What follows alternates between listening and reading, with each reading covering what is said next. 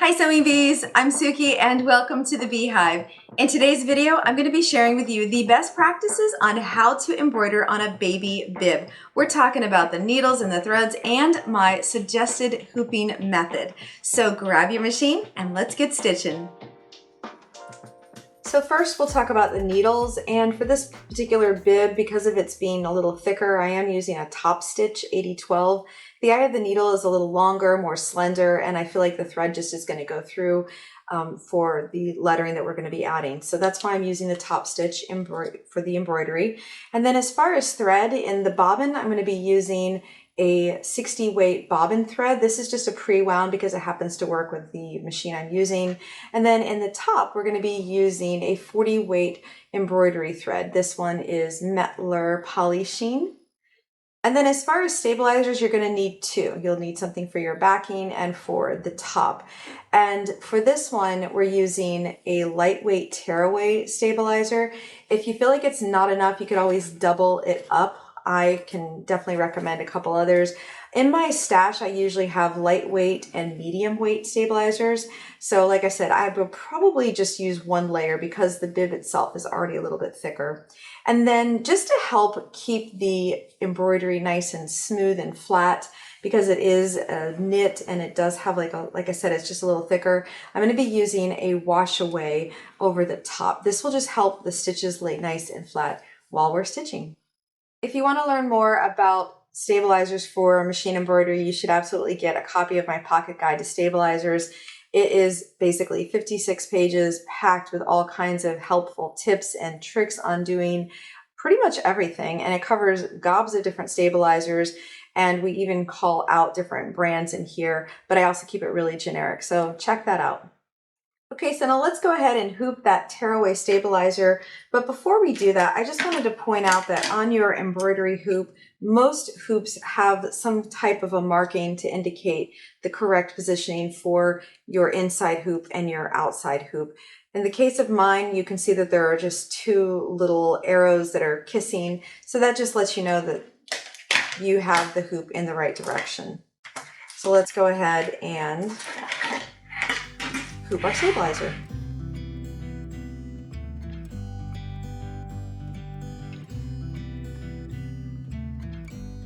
The next thing we want to do is mark our stabilizer so that we can find the exact center of the actual hoop. And depending on whatever marking pen you want to use, I usually just use the same thing, whatever I'm using for my project, in this case the bib, and I've tested out both of the disappearing ink and the Mark Be Gone. So this is just water soluble, this is air soluble. In fact, I have an entire video that I will link in the description so that you can check it out and learn all about different marking pens. I think I landed on using the wash away for this, and what I do is I just kind of find the center of the hoop. There's usually some kind of indicator on your hoop, the plastic of the hoop. There's also usually a plastic template that can fit inside your hoop that you can very easily use that as a marking too. But I'm just going to kind of eyeball it because we are just doing something really simple like this bib here. And then as far as marking the bib, you really just need to decide, what it is that you're doing, where you want it to place.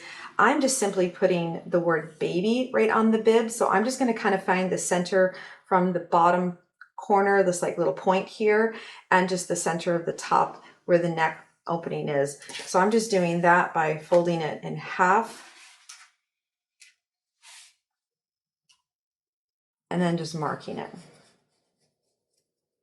And then, like I said, I would want to find the center from top to bottom. In that case, I would find that little corner point. Make sure I'm happy with the way it's laying, and then mark that. There are lots of ways to do this. There are stickers, there's all kinds of tools that you can get to do this, but this is just kind of a fast and easy method. And then lastly, what we're going to do is just very simply find the center right through the bib, and then we're going to align that with the center of our stabilizer.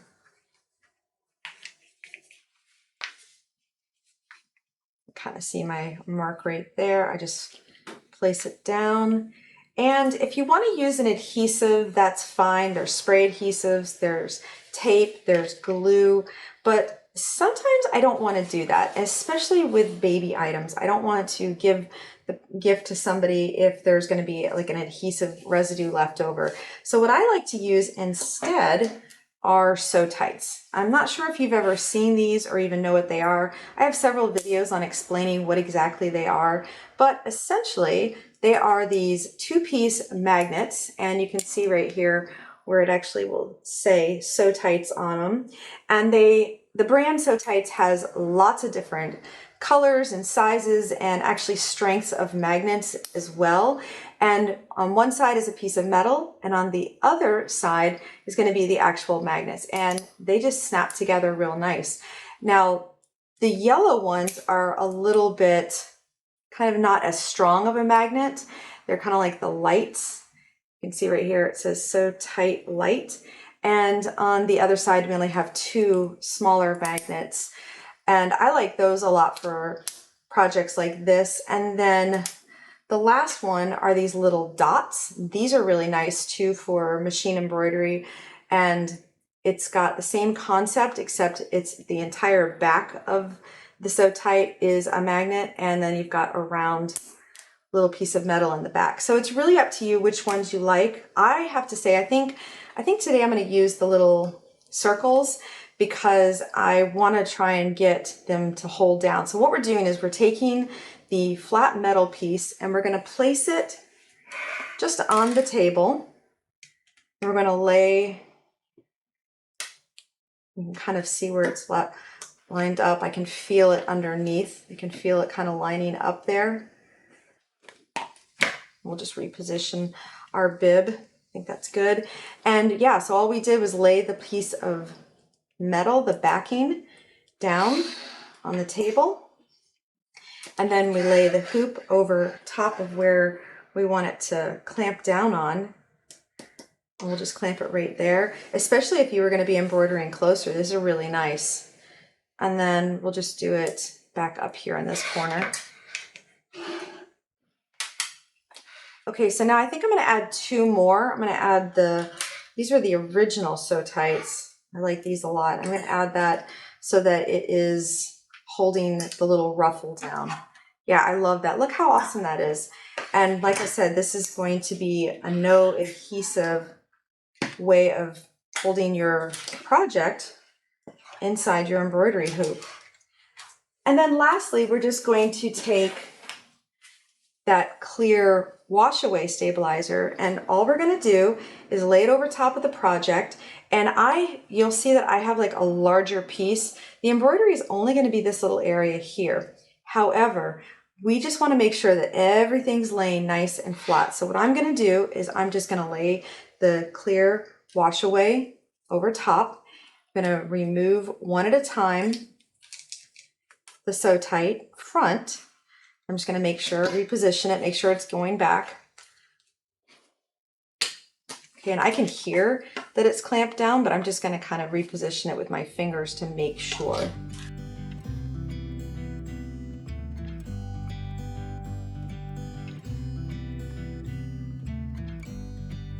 Okay, we'll just double check. Yep, that looks really good. Okay, so now we've got our machine all threaded and we've got the design selected. And I'm looking at this, and I might actually move the center of the design up a little. So this might be the baseline of where my word goes. I don't know, we'll see. Once we get into the embroidery machine, I'll do a little trace around and see how it looks. Let's go over, let's see.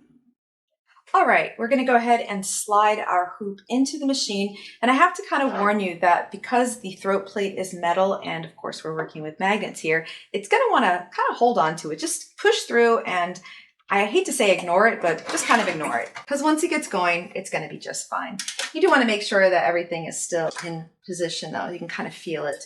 Now let's just double check where we're at here. I feel like if it does go right where it's supposed to, that might be a little bit low. That's the center. So this is where I had intended for the center of the design to be, but I feel like it's going to just be too low. So I'm just going to raise it upwards. So I'm going to get the line that's up and down nice and straight, but then I'm going to use this more as the baseline. Okay, and then we're just gonna do a little trace around to make sure that it's where I want it. And then I always just like to lower the needle, make sure that our presser foot is far away from our sew tight.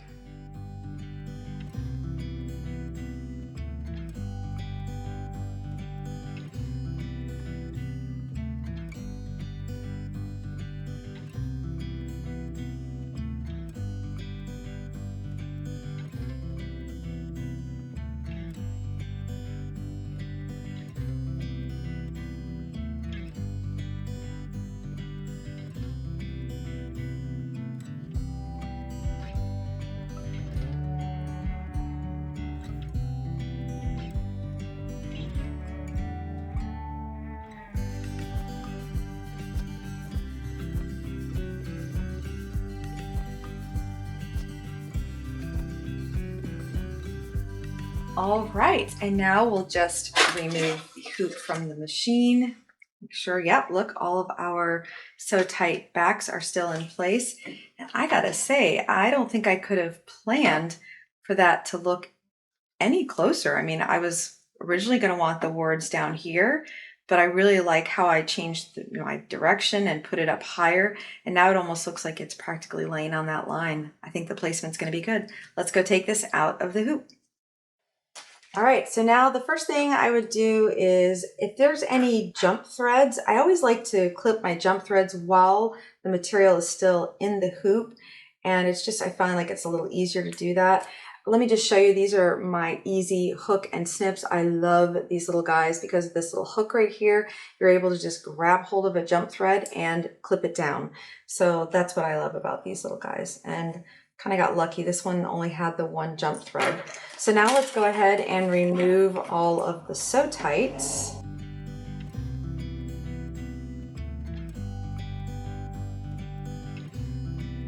We want to just be very careful and mindful of removing the actual stabilizer. It's always a good idea to hold your finger on the stabilizer when you tear away.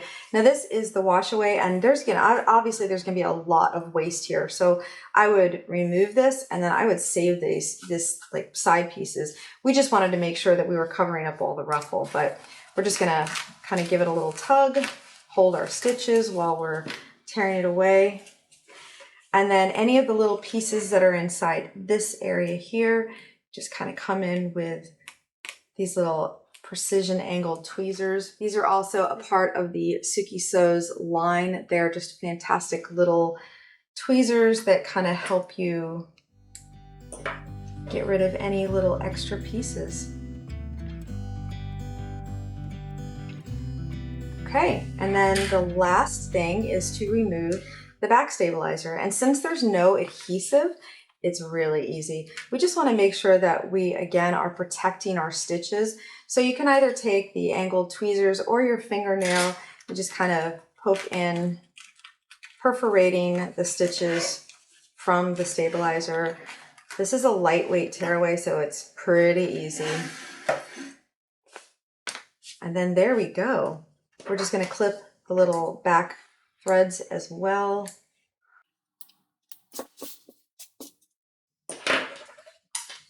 And next is just to remove the marking. So I'm just going to take this and run it underneath the sink, just kind of a little warm water, and just massage it to remove the marking. All right, and I very easily removed the markings, and I'm super happy with how this came out. What a really cute bib and a fast gift for somebody. And now you know how to do the hooping exactly properly, especially with using the sew tights. Well, Sewing Bees, did you learn some new things? I sure hope you did. And be sure to let me know in the comments if there is one new thing that you took away from today's video. I would love for you to also consider sharing this with one of your sewing friends, or more specifically, one of your embroidery friends. And please do consider subscribing to my YouTube channel. And until I see you next time, I hope you have a creative day. Bye-bye.